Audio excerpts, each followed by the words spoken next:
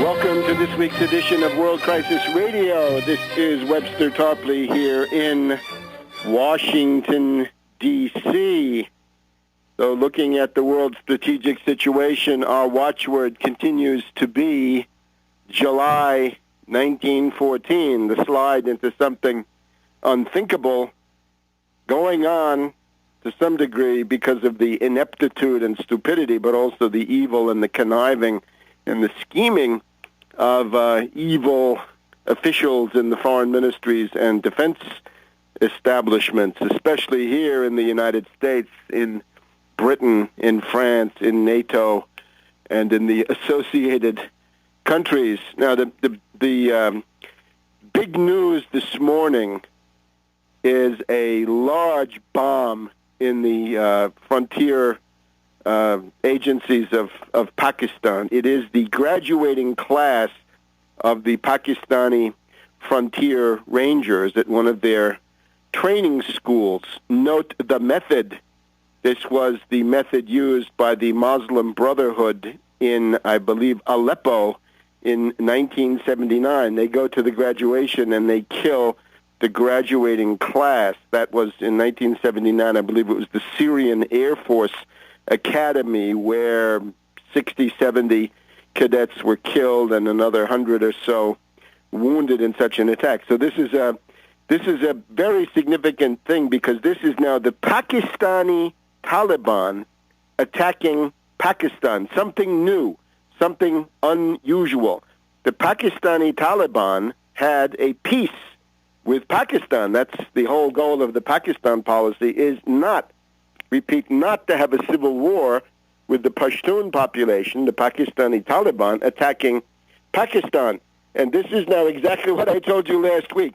When the U.S. says make peace in Pakistan, what they mean by that is the U.S. makes a deal with the Taliban on both sides of the border that the main enemy of the Taliban, be it the Afghan side or the Pakistani side, this is indifferent to these Pashtuns, that the Pashtuns will turn their attacks against the Pakistani armed forces, the representatives of the central government of Islamabad. So this is exactly what you were warned to look for in the wake now of this entire bin Laden circus, which is now coming to the end of its second week. So remember, the entire goal of the policy is to create and exacerbate a civil war inside Pakistan.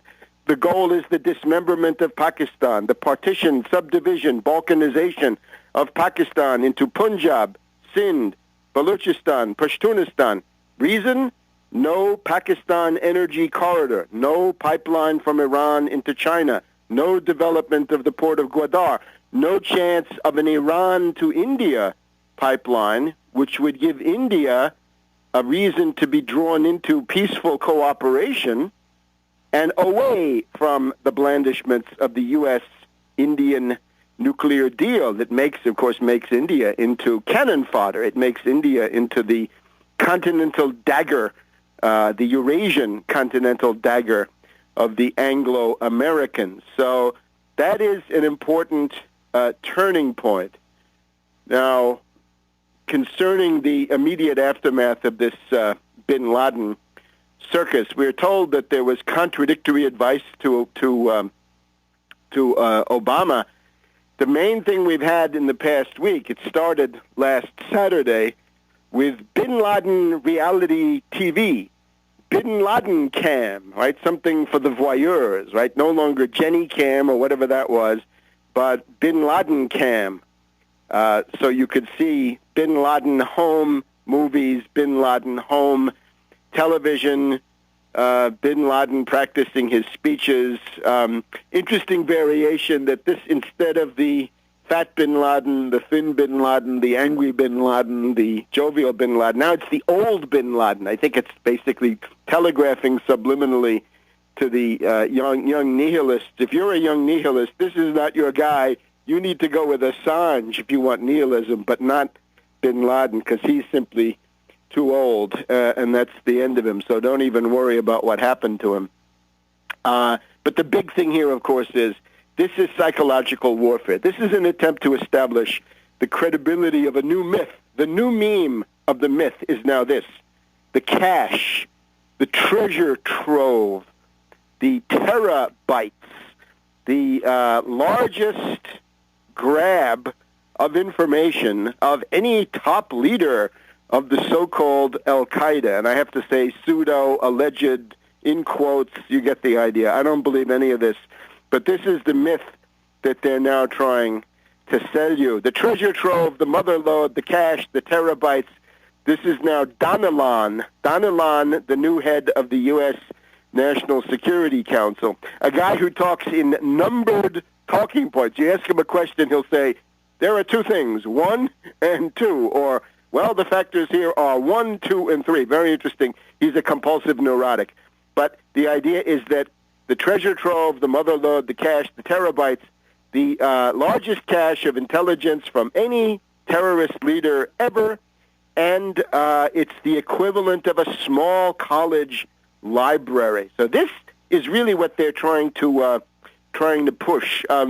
Compare it to WikiLeaks. This is very comparable to WikiLeaks. This is actually the CIA becoming its own WikiLeaks from many points of view. In other words, the credibility of this thing builds on the previous accreditation among fools and dupes of the WikiLeaks the document dumps. Remember, with WikiLeaks, they started off with something shocking, right? The machine gunning of the crowd of Iraqis, obviously a war crime, obviously horrendous.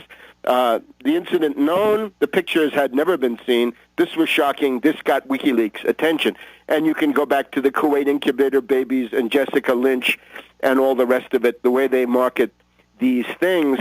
But this time around, it starts with human interest. It starts with the fascination of seeing bin Laden in his shabby villa. The villa has now gone from luxurious to shabby.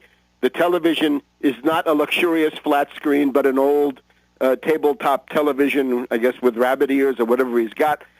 But the idea is you're supposed to be drawn into this narrative, and you're supposed to find fault with this or that little aspect of the narrative while you're sucked in more and more to the narrative as a whole. And in this way, you become duped, you become a cretin, and you become a useful idiot for the CIA to the extent that you're willing to talk about any of this stuff. We're told by the same Wurlitzer myth factory that bin Laden was afraid to use his email, so he would use thumb drives. People would go to internet cafes. Couriers would go. He was in communication with his people. A lot of people have pointed out the fact that there were no, armed guards, that the people there were not really armed, that the shooting was, first there was a lot of shooting, then there was none, then there's a little bit, and I guess a little bit is where it stayed.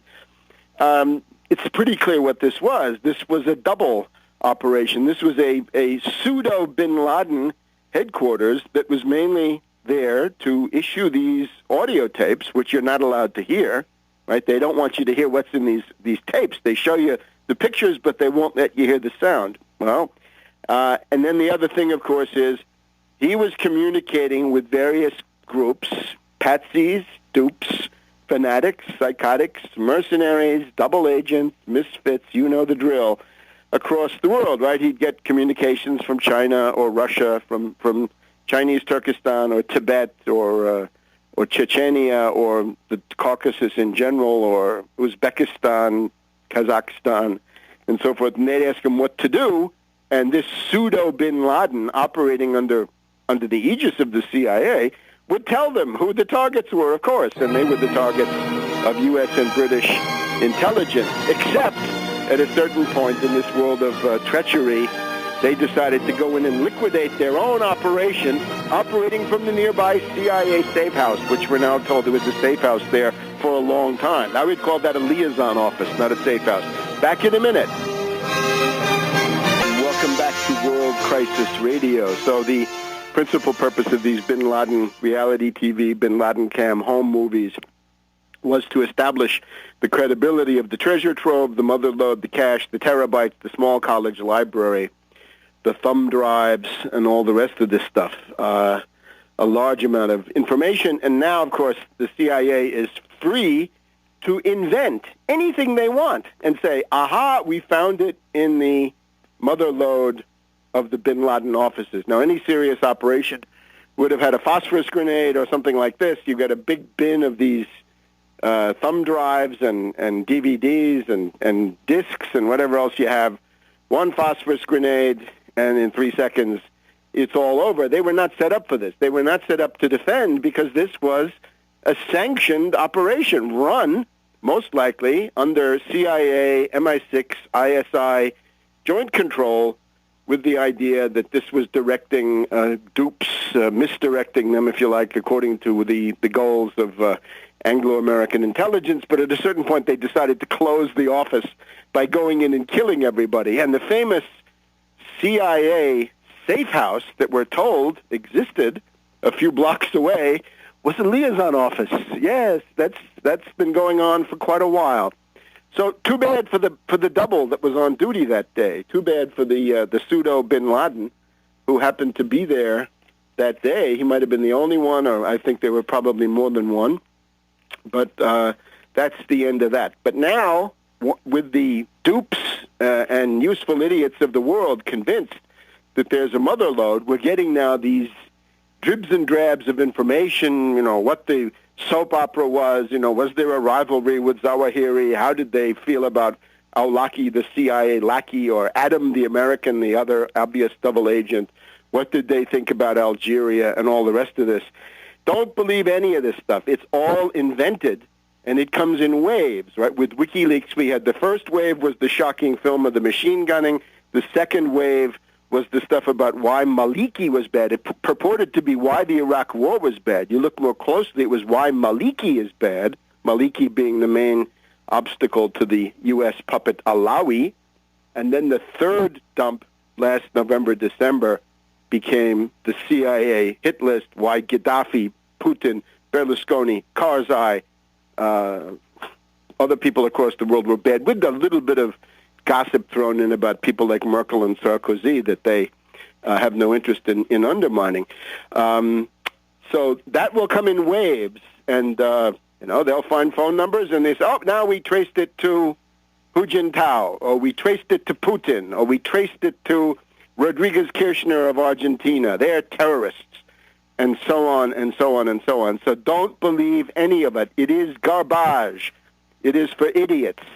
Don't be an idiot. Don't accredit yourself, and don't embarrass yourself in public by becoming a theater critic. When you're asked to talk about these things, you'd have to say, this is the equivalent to being a theater critic or a literary critic. It's like I've been given a novel and told to write a review, and I have to criticize the story as literature, right? Because this is fiction. But it's political fiction, and it's the kind of political fiction that can start world wars. So the obvious results of all this are now a tremendous escalation of tension between the United States and Pakistan. On the past weekend, somebody in Pakistan, they obviously say the ISI, could have been the CIA itself, leaked the name of the CIA station chief in Pakistan, in Islamabad. Funny responses, right? The U.S. Press trollops immediately said, oh, no, it's not the right guy. We checked, and he's not the real CIA station chief. Well, that would mean that he is the real CIA station chief. Or, again, it could just be the CIA itself putting out a real name or a phony name or whatever it is. You're now in the wilderness of mirrors. You don't know, except that the intent of the operation is obviously to increase tension. More obvious are the responses from Gilani, the Prime Minister of Pakistan. And early in the week, on the same day, he did two things. One is to deliver a quite tough speech in the parliament saying, if our assets are interfered with, there will be full force retaliation. Full force retaliation by Pakistan against any foreign power attempting to interfere with our strategic assets. Now, on the same day, we'll talk about this in a minute because this means a lot. On the same day, he was celebrating the Pakistani-Chinese Friendship Day and talked at length about the absolutely indispensable role of Pakistan-Chinese friendship. He's really talking about an alliance which is as high as the Himalayas.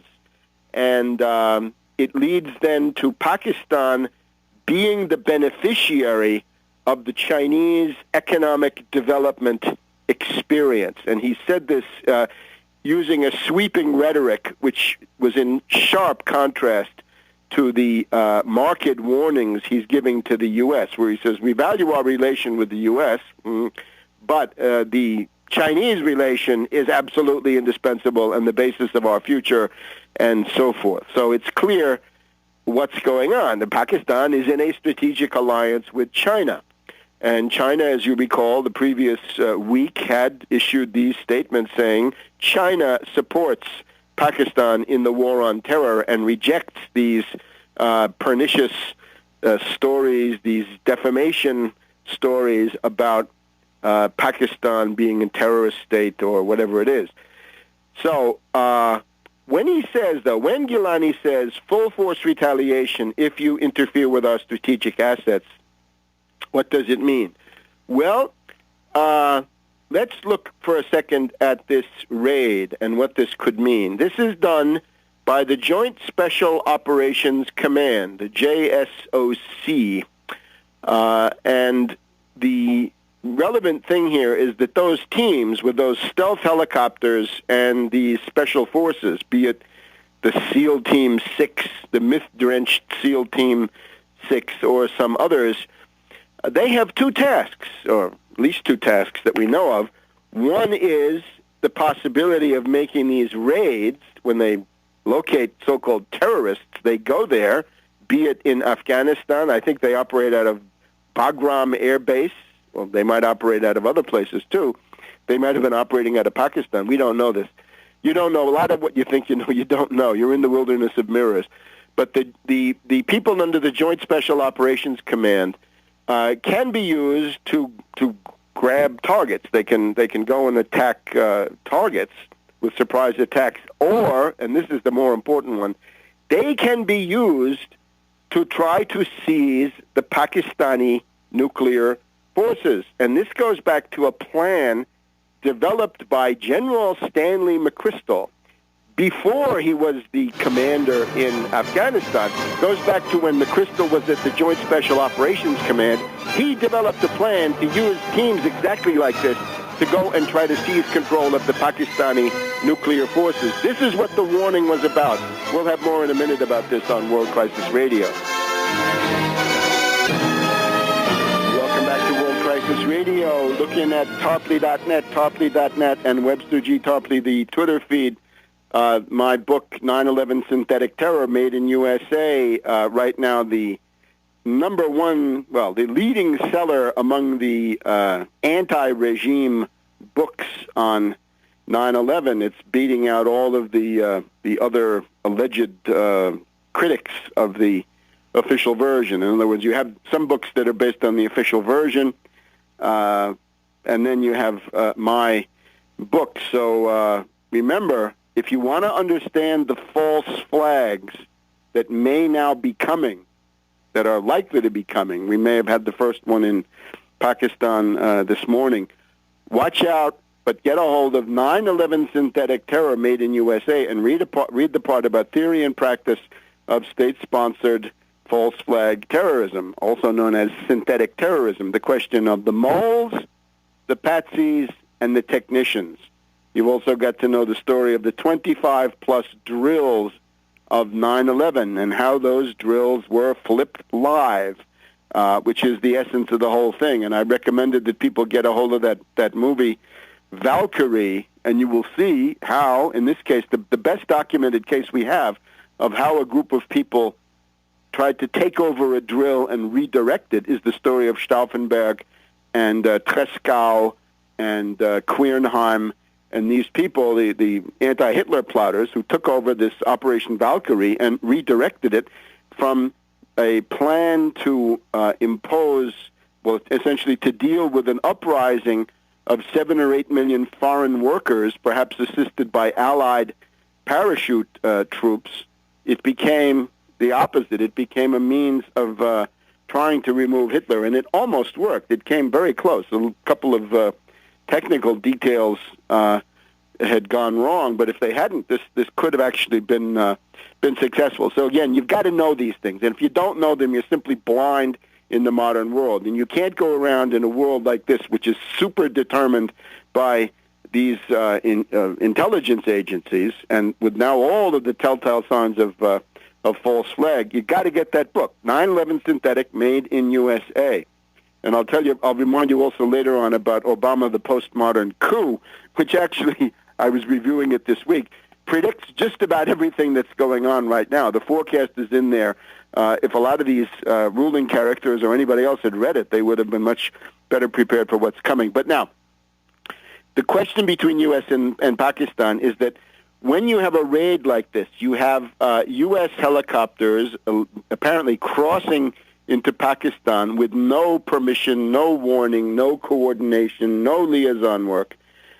This could easily have been interpreted by the Pakistani government as the beginning of this long-mooted attempt by U.S. Special Forces to seize control of the Pakistani nuclear forces. This could have led to something very big and very ugly and very bloody. It could have been even more directly the beginning of a world war.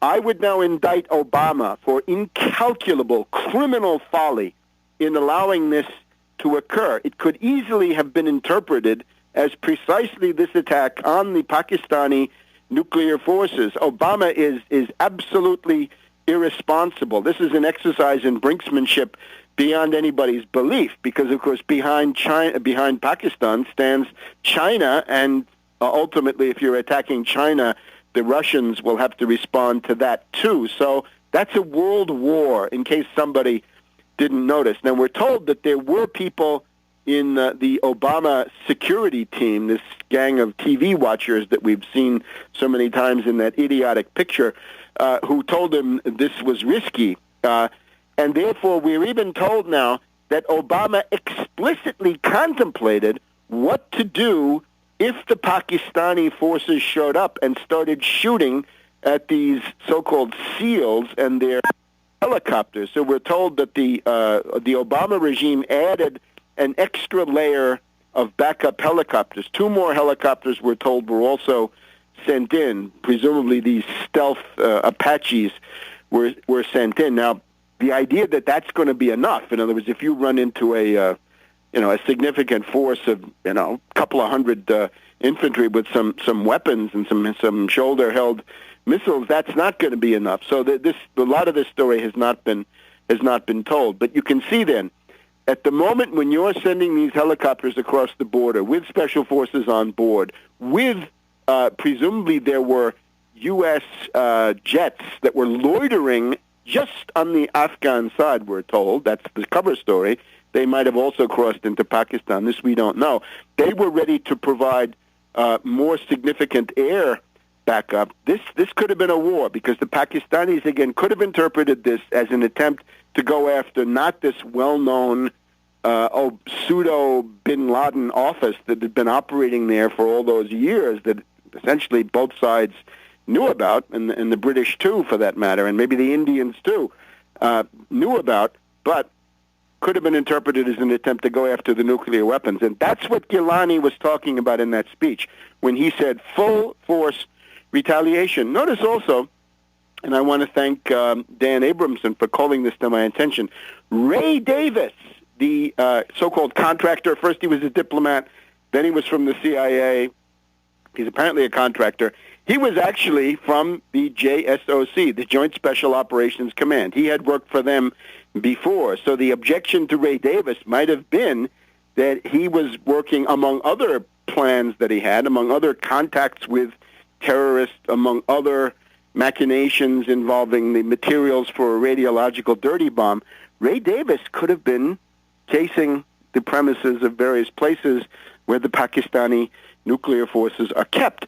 because the swarm of CIA agents, the reason that the Pakistani government is so interested in knowing who are the CIA people, agents, and intelligencers, and spooks and spies that the U.S. has bootlegged and smuggled in there, is because one of the main tasks, certainly, of those people is to find out where the Pakistani nuclear weapons are and prepare for what? For the moment when the U.S. tries to grab them.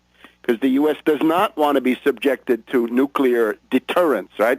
You can't attack Pakistan right now because they have several hundred nuclear weapons. Well, in the lunatic world of these people, the answer to that is get ready to steal them, and you can do that with a coup de main, right? With a quick surprise attack. But I don't think so. I think this problem is well known enough so that not likely to happen. We've also got these hated, execrated, butchering drone attacks. Looks like we had 2 of them in the first week after the bin Laden operation, and I think we had another one in the 24 hours just passed. So 3 drone attacks killing, undoubtedly, lots and lots of civilians. So this is another irritant. Here in Washington, we're told, Pakistan can't break with the U.S. because they need the $2 to $3 billion of aid.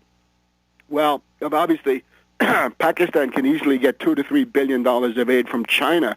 If China has any brains, they'll be offering that money, saying, look, why don't you dial back your relation with the U.S. and we can gradually or quickly replace that money. It shouldn't hang on this piddling sum of money. The Pakistanis, obviously behind the scenes, are likely to be bringing up, if the U.S. says, you harbored bin Laden, Pakistan would be well advised to say, what about David Headley, that famous agent of the Drug Enforcement Administration, or CIA, as he more likely is? David Headley, the DEA CIA agent, who was one of the leaders of the Mumbai massacre in November 2008. Everybody blamed Pakistan for that, but then it turned out that one of the key people, quite possibly the leader, the guy who picked the targets and determined the nature of the operation, was none other than David Headley, DEA agent. Another thing, of course, they should ask about is Ray Davis. So Pakistan has plenty of questions, too, and the hypocrisy of these U.S. commentators is beyond belief. And we'll be back in a minute here on World Crisis Radio. Welcome back to World Crisis Radio. I got to recommend Obama, the Postmodern Coup. I just read through it again on the occasion of preparing the Italian edition, which is finally going to come out. And essentially, if you want to understand what's been happening for the past 3 years, you better get a hold of Obama, the Postmodern Coup. It's not that long. You can read it in English in not that much time. And in particular, the essay by Jonathan Mawad in there deserves particular attention. The whole question of the Albert Einstein Institute, Gene Sharp, Colonel Robert Helvey, the entire genesis of the color revolution in Kiev, in Georgia, coming from Belgrade, right, coming from Otpor. And we know that the Otpor in Belgrade have become the trainers for dozens and dozens of these zombified color revolution movements, including the April 6th in Egypt, who simply, as we reported then, took over the logos, the clenched fist, the slogans of Otpor, live again in Tahrir Square, and it's simply, this is an appeal to youthful nihilists, to the worst elements of Generation X and to the worst elements of the so-called millennials and the youth bulge across the Arab world. And one of the interesting sentences that you'll find in there is the people who worked on the color revolutions thought that they could use the color revolutions to destroy the nation state worldwide by the end of the 1990s, that is already more than 10 years ago from now, with the help of what?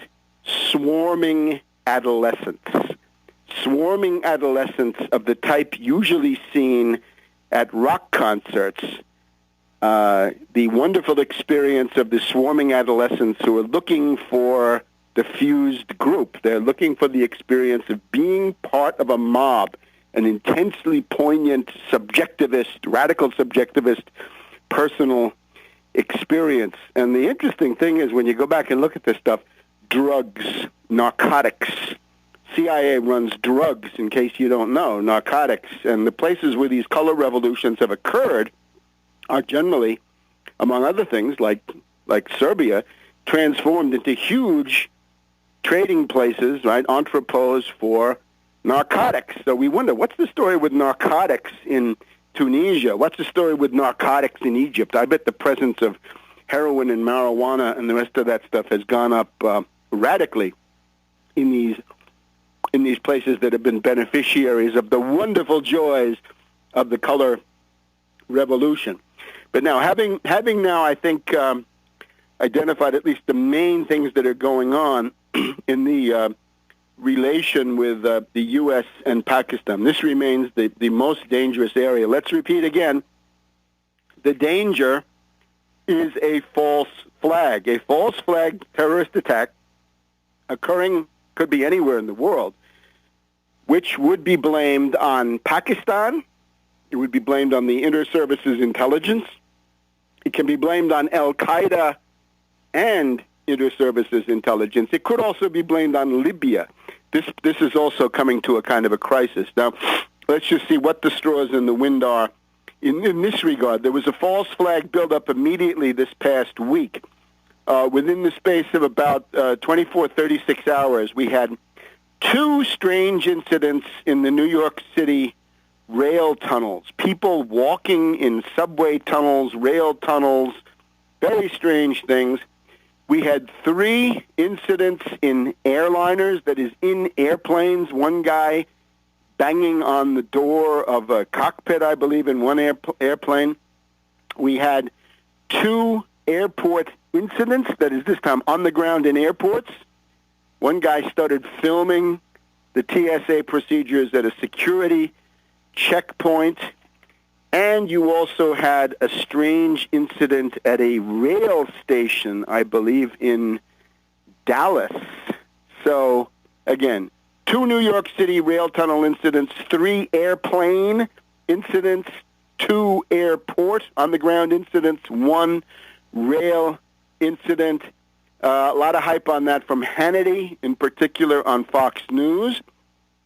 And now, last couple of days, we have two people, two Arabs, at least one of them is an Algerian, now arrested in New York because they were planning to attack synagogues, and they're going to be under prosecution, we're told, not for federal terrorism violations, but for New York State terrorism violations. So you get the idea. There's now this drumbeat in the background. Factor in the bomb in this Pakistani paramilitary school, the Border Rangers, I think it is, in the past 24 hours. Factor in, of course, the Morocco bomb that had gone off. Factor in that bombing in the subway in Minsk. That is highly relevant now. Look at that Belarus subway bombing. We know Lukashenko has been a target of color revolutions now for essentially a decade or more, since the current since post 9/11 phase even began, and even before that. But he's got their number. He knows that they're coming after him, and good reason, and good job too, because that's one area where World War III could break out immediately, with the Poles on the one side and the Russians at the other end of the country. You don't want to have any instability in Belarus. But all of this now, a pattern where this is building up. Now, the general strategic view of the destabilizations, right? The wave of putsches, the Putschwelle, as we call it in German, the wave of putsches organized by the CIA, which dupes, useful idiots want to call revolutions. They're not. They are simply destabilizations. The Washington Post of this morning, Friday the 13th, blooms of Arab Spring fading, recent reversals, dim optimism. It's going to be a long and bloody haul, by Liz Sly. Sounds like a name out of the British Restoration comedies, Sly. So here we have Salman Sheikh, director of the Brookings Institute Doha Center in Qatar, or Gutter, one of those gutter think tanks. Quote, "We're rapidly coming to a fork in the road where one path leads to change and reform, and the other leads to retrenchment and repression. It's going to be a long and bloody haul, and it could take us a number of years." Now, they also then, in this same article, they go through their overview of what's happening in the various countries. Let's just take a look at this. In Libya, of course, the first to unleash the full force of the state against its citizens. Well, any state is going to try to resist its own violent overthrow, and this was violent from the very beginning. I'm sorry. So there, of course, a war is raging. In Yemen, a bloody stalemate. We have President Saleh hanging tough, not willing to be driven out by the forces of chaos. In Egypt, deadly sectarian clashes between Christians and Muslims in Cairo. We've had, I think, more than a dozen killed in Egypt in the last 24, 48 hours. Even in Tunisia, the elections are promised for July, but they're now there's reason to believe that the elections will not be held in July. And, of course, in Syria, you've got this continuing crackdown by the security forces. And remember there, too, you saw it on TV. They showed you, the Syrians showed you, armed gangs shooting, firing guns at the population. And, who was this? Was this the Muslim Brotherhood, or were they, provocateurs from the government? But the Muslim Brotherhood, certainly good candidates. There's also fear now. In the U.S., they call this a radical Sunni extremist government that might replace Assad. So the entire destabilization of the Arab world, the Putschwelle, has now been grinding to a halt. Let's see what they're going to do about that in just a minute.